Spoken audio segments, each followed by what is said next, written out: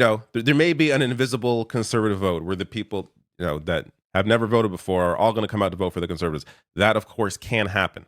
So, but these are projections. This is the data that we see right now. Things, of course, can change, but this is how things currently look. And this projects out to be a seat total of 184 for the Liberals, which is a majority. Majority is 172. So anything above that is just gravy for the Liberals. So comfortably in a majority here. And the Conservatives at 133. The NDP vote collapsing completely down to only 6 seats. Bloc Québécois at 18 and Green Party at 2 seats. Now, they also showcase here the vote intention by region, which goes to show how they think the Liberals will be able to form their majority government, and that is largely dependent on Atlantic Canada, Quebec, and Ontario. So all of these going in big numbers for the Liberals is a massive boon for them, and Alberta, not surprising, sitting at big support for the Conservatives there. Now, we look at the demographics. This is also very interesting.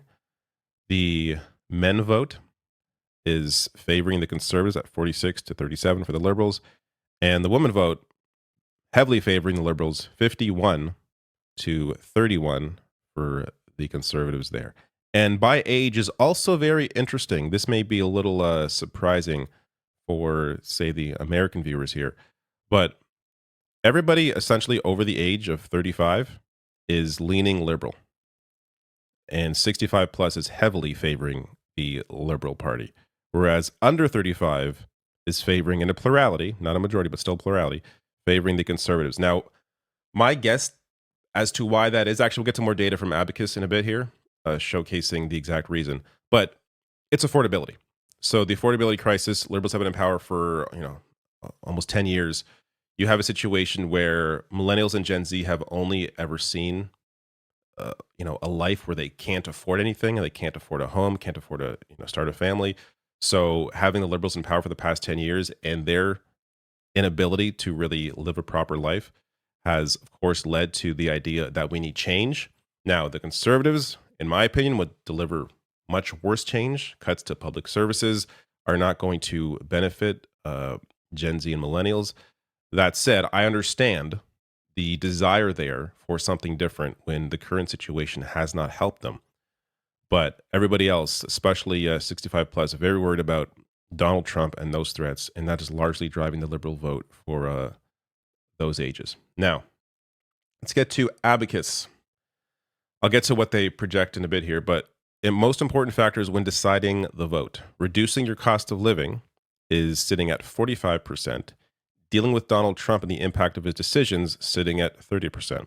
And making housing more affordable at 20%. So these three have really been, especially these top two, have been what has been driving the vote. And if we were in a situation where Trump didn't win the election, I think we would be looking at a clear majority, or at worst, a clear minority for the Conservative Party. But because Trump has thrown a wrench into the election, it's completely changed how people are feeling about where their vote's going to go. So most important factors when deciding to vote by age. So as I was saying, affordability, so reducing your cost of living. This is the biggest factor by far for the 18 to 29-year-olds. But it's also a big issue across the board for everyone. But dealing with Donald Trump is a major issue for those 60 and over, and that has led to largely their support for the Liberal Party. And of course, making housing more affordable, 35%, that's driving their vote for 18 to 29. And I would say Pierre Polyv and the Conservatives don't have any real plan to address housing. I've been pleasantly surprised by what Mark Carney has been offering on housing, even I would argue better than what the NDP have been running on.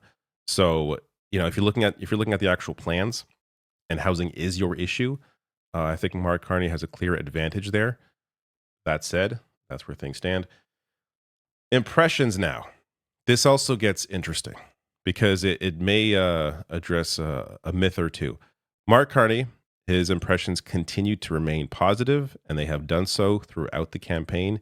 Usually during a campaign, when people get to know you more, see you more often, it's just natural that voters tend to dislike the person more because there's more to scrutinize, more of a focus on, their record, who they are. And because of those sorts of, attack ads, that kind of thing, narratives that come out, it tends to narrow a bit. But in Mark Carney's case, you know, he's been doing pretty well in terms of impressions. Compare that to Pierre Polyv, and it's been all over the place. Now, the myth that I think is worth busting here is that Pierre Polyv was, the reason why the conservatives were doing so well before Mark Carney came in. You look at this, that's simply not the case. Pierre Polyv was never popular.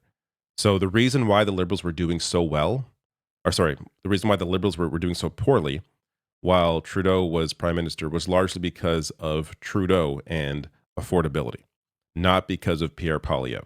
Because once Mark Carney came in, there was just a massive shift. Once people actually began seeing Pierre Polyv more often, you see a dramatic drop off here in the feelings of positivity towards Pierre Polyv, and that has really just sustained. It's gone up a little bit, but that gap has been there the entire time between negative and positive compared to Mark Carney, which is the inverse of that.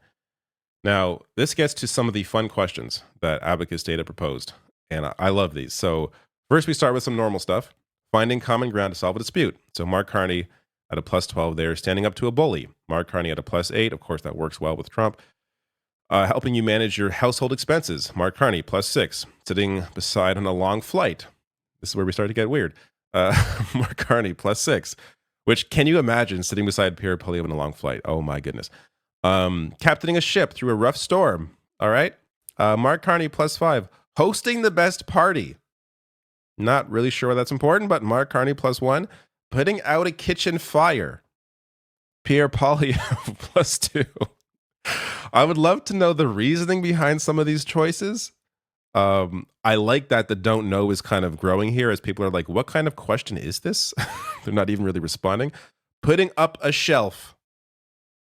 Pierre Polyv, plus 6.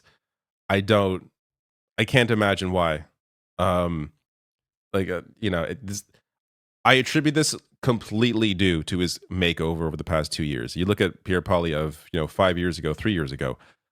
He looks very different than how he looks now. And there's been an intention to make Pierre Polyv look more relatable, look more working class compared to who he was before. And that has apparently worked on some people. My answer to this would be, I don't know, because who knows? Also, who cares? But some funny questions there. Impressions of Donald Trump. I think this is important to note for this election. Yeah. Negatives have just continued to increase and really have stabilized over the past month or so as there has been less about Trump. Though, as I went to record this video, there's a new Truth Social from Trump talking about Canada. I will see if I can fit that into a different video. But it has sustained the hatred of him. That's 77%. I don't know who these weird Canadians are. It's 11% that like Donald Trump, but there you are. And here is their projection. Final popular vote estimate. They're saying 41% for the Liberals, 39% for the Conservatives, and NDP sitting at 10%. All right. Let's get to the aggregate. This is CBC's poll tracker, brings in all the polls to create averages. This is their final result. Mark Carney and the Liberals are sitting at 42.8% of the vote. Conservatives and Pierre Polyv sitting at 39.2% of the vote. This projects to a likely Liberal majority, having them hover around 189 seats. Worst case scenario for them is a minority. Best case scenario for the Conservatives is a minority, but they're hovering around 125. And they're writing here 70% probability of Liberals winning a majority, 19% probability of the Liberals winning the most seats but not a majority, 10% probability of Conservatives winning the most seats but not a majority, and 1% winning a majority. So their breakdown by province as well, very similar to what we saw from ECOS, with Ontario and Quebec and Atlantic Canada really doing the brunt of the work here for the Liberal Party. And you see over time how it's changed. Liberal support has come down a little bit, over the past several weeks because it is natural in a campaign when there's